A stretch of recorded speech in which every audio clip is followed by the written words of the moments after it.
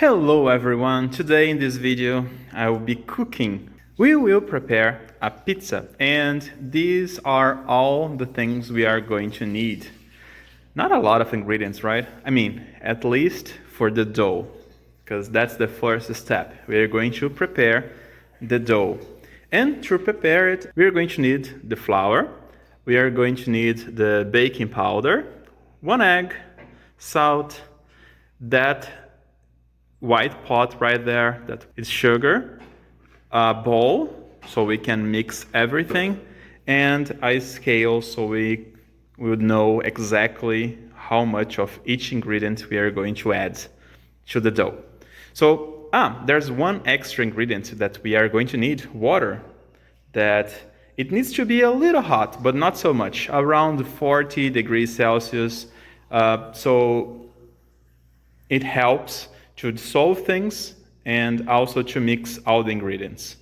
So to start, usually I start to put the baking powder, and for this amount of dough we are going to use half kilo of flour. So we're going to use half a kilo, 300 to 150 ml of water, 1 egg, just a little of salt, not so much because all the other ingredients, they are kind of salty, right? Bacon, the pepperoni, sausage, the cheese, everything else has salt inside. So we're going to use just a little of salt and sugar. Okay, so first, for this amount of flour, we're going to use 10 grams of baking powder. So first let's weight 10 grams of baking powder. So we are going to use the little scale. So the number here is 39, right? So we need 10 grams. Let's hope for the best. More 6, more 4, 2 grams, 1 gram, and that's it. Look at the number here. So it was 40, now 30 grams. It means that we have 10 grams of baking powder inside. So now I like to put a little bit of salt, just a little bit.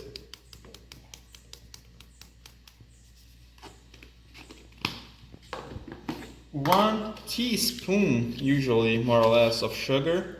I'm going to use this measuring spoon right here, but it's equivalent to 1 teaspoon of sugar. And then I like to mix a little.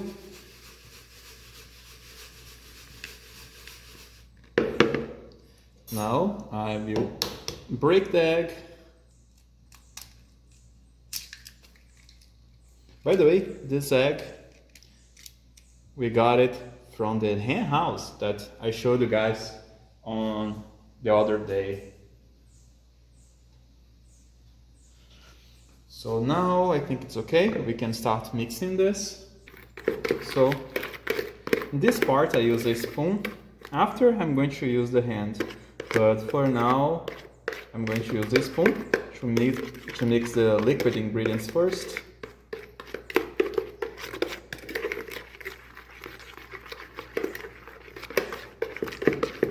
Okay, now that's kind of a uniform.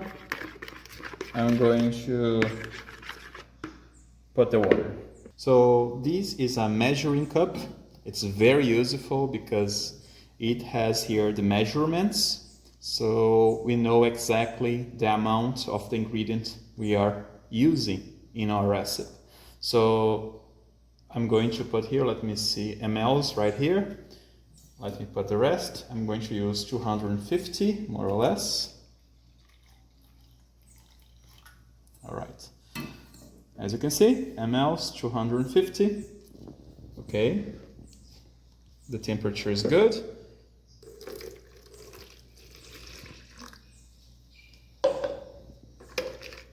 Now I will mix this again.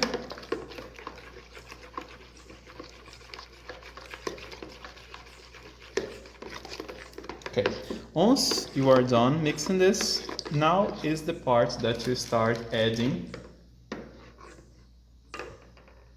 the flour. Okay, so we need 500 grams. So we're going to start slowly adding the flour and then mixing after, so it gets less messy. Because it's going to get messy, but at least this way it's going to get less messy. So when you're making the dough, you're going to see that the dough is going through some phases. The first phase is basically liquid, and then it gets to a part, as you are adding the flour, it gets very sticky.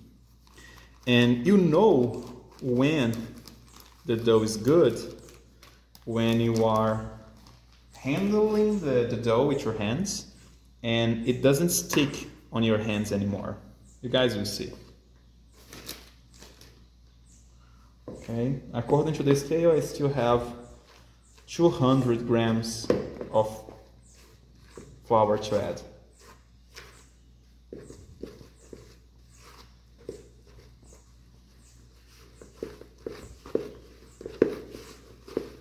Okay, yeah.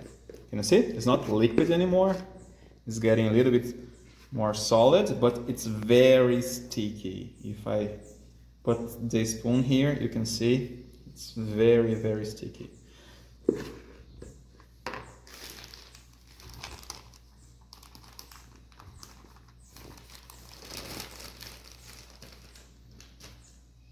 Okay. So this, in theory, is all the amount of flour you're gonna use, and we just need to make this very uniform. We need to make the dough absorb all that flour. So now the spoon is not good anymore to mix, can you see? It's very problematic, and that's the point that I usually start using my hands. Of course, wash it very nicely first, as I did, and now let's start using the hands. So at this point is the part that my wife doesn't like a lot because we are going to do a little bit of mess on her kitchen counter. Okay, so now we need to start kneading the dough. That's the name of this process, kneading. That we need to do this to incorporate all the flour inside of the dough. It's very sticky, as you can see, and in a few moments, as I am kneading this, eventually it will get less sticky, and as you can see, it's absorbing all the flour very nicely. So I like to fold the dough over itself. As you see, I fold over itself, and fold it over itself, and fold, and fold, and fold. And I start doing this over and over again for like 15 minutes, more or less. It requires a little bit of strength, I'm not gonna lie, but after more or less 10 to 15 minutes, it's perfectly fine for the next stage. So I'm going to pause the video and I'll get back when it's almost done, all right? Look, all that flour that was here on this counter is now incorporated to the dough, but it's not done yet. I feel that it needs a little bit more of kneading, so it will get very well incorporated into the dough. So I'm going to stay here more 5 minutes more or less.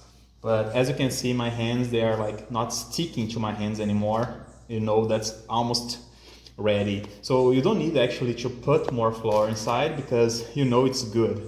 It just needs a little bit more of kneading. But if you are kneading this for like a long time and it starts to get sticky again, you may add a little bit more flour.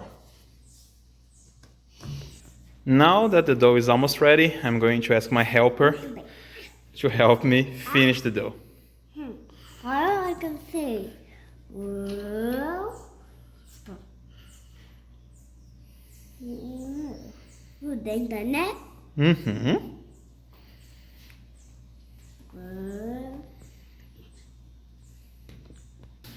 Okay, now that I'm satisfied with the dough, we are going to put the dough to rest for 30 minutes, 40 minutes more or less, before we open and put the stuffing. Whoa.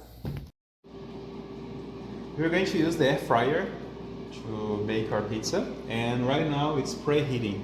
So we are going to pre-bake the dough, and also we are going to use the air fryer to bake the pizza. So I separated the dough here in 4 portions, 4 small balls, and let's start opening this first dough, the first ball of dough. Probably there are better tools to use it, like a rolling pin, but we are going to use this glass bottle as a rolling pin. So first I like to do this vertically, and then I just turn it a little, do on the other direction. When it starts to get sticky, I just put a little bit more of flour on the top. So it will make it less sticky. So let's go.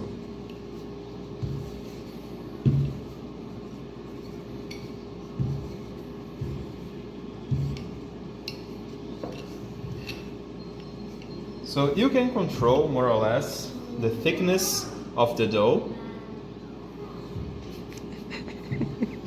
but I'm not going to make it very slim because it's hard to handle, you know. This thickness, it's already very thin, and I think it's okay. So we have here a plate, and this plate is exactly the size of the air fryer. So I'm going to use this to measure, right? So I'm going to cut the edges a little. So I'm going to trim the edges. I'm going to trim. I'm going to let a little bit outside because I'm going to use this small excess right here to make the edge, to make the border of the pizza. I'm not going to stuff the border though. So I'm just going to do this. And the reason I'm doing this is that the topping doesn't fall, you know? So you have kind of a physical barrier that will hold the topping inside of your pizza. Okay, so that's it.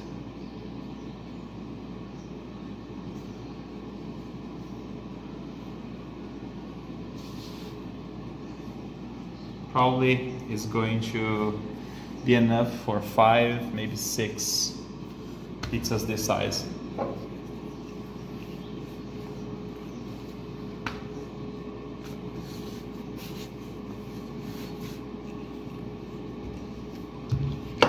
Same process.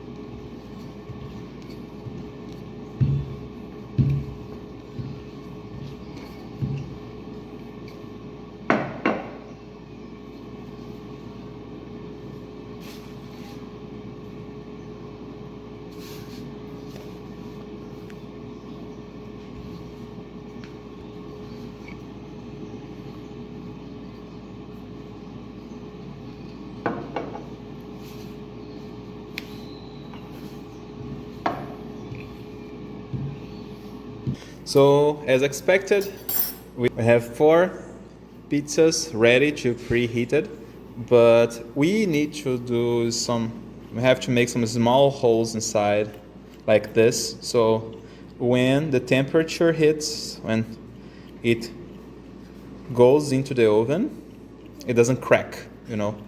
So I have space for it to grow with the heat, and it won't crack.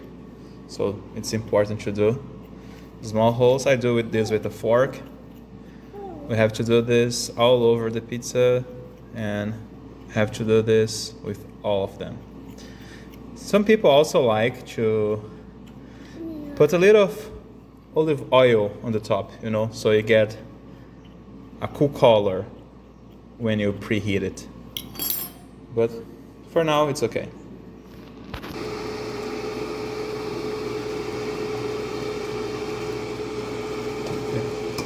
So this process is very fast, like 2-3 minutes, and look at the color. So I think it's good enough. Okay. Let's put it here and go with the next one.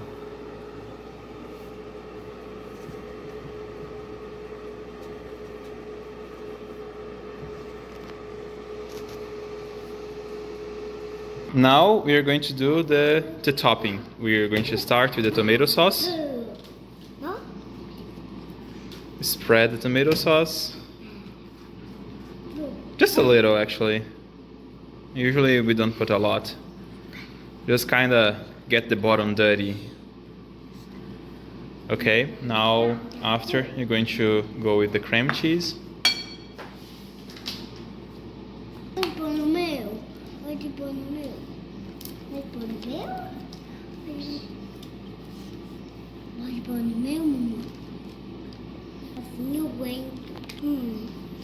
Okay, now we're going with the cheese.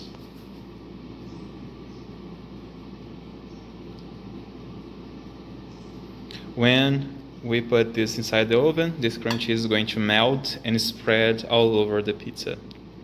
Usually we do like that.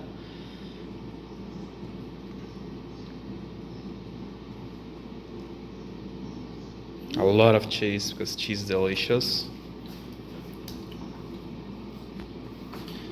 Now the sausage. The helper also wants the payment.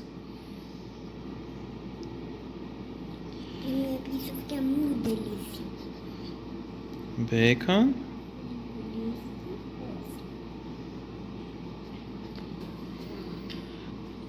Green pepper. Some people like, some people don't like it. We love it. A few slices of tomato. Some olives.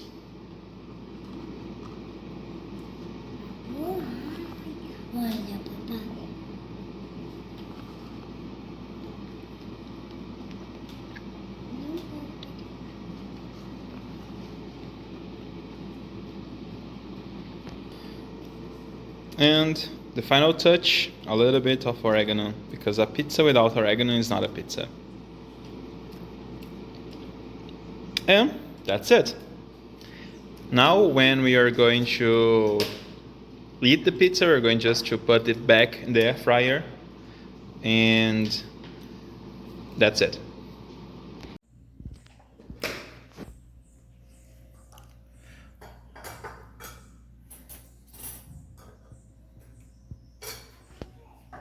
After everything, we like to wrap the pizzas with this plastic, and we can put this in the fridge and wait for a proper moment to eat them, because of course we're not going to eat 5 pizzas today, right? So it can stay in the fridge for maybe a week and in the freezer. So we can just get the frozen pizza in the day we are going to eat, put outside of the fridge for a few hours, and then put in the air fryer, right? So this is a good way to store the pizza to eat through the week.